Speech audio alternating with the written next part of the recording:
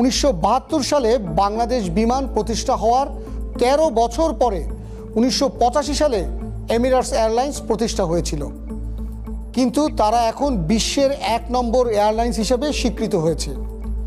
বিমান বাংলাদেশ এয়ারলাইন্সে এখন 21টি উড়োজাহাজ রয়েছে, আর অন্যদিকে এমিরেটসের রয়েছে 269টি। বিমান বাংলাদেশ এয়ারলাইন্স 15টি দেশের 23টি শহরে কাজ করে।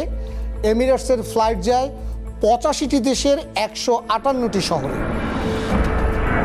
এটি তারা করতে পেরেছে তার অনেক কারণের একটি কারণ, তারা এটিকে শুধু ব্যবসা হিসেবেই দেখেছে। কারণ প্রথম থেকেই এমিরেটস 1 নম্বর হবার জন্য অভিজ্ঞতার সুযোগ দিয়েছে। তাদের ব্যবস্থাপনা পরিষদটি যদি আমরা একটু দেখি তাহলে বুঝতে পারবো সেখানে অভিজ্ঞতার দাম কতটা দেয়া হয়েছিল।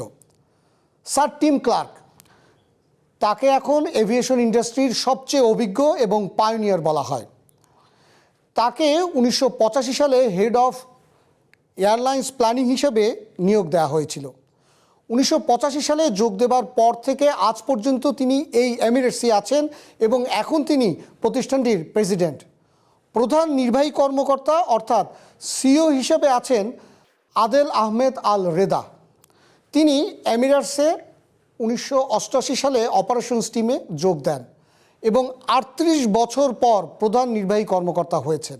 প্রতিটি রাজনৈতিক দলেরই নির্বাচনী অঙ্গীকার থাকে বিমানকে তারা পেশাদারিত্বের সাথে চালাতে চান, কিন্তু ক্ষমতায় গিয়ে তারা এমন সব লোকদের ব্যবস্থাপনা পর্ষদে নিয়োগ দেন যাদের যোগ্যতা, অভিজ্ঞতা, দক্ষতা সবসময় প্রশ্নবিদ্ধ থাকে। বিগত সরকার ছিল আমলা নির্ভর, বর্তমান সরকার ঠিক আমলাদের হাতে না দিয়ে অনভিজ্ঞদের হাতে বিমানকে তুলে দিয়েছে।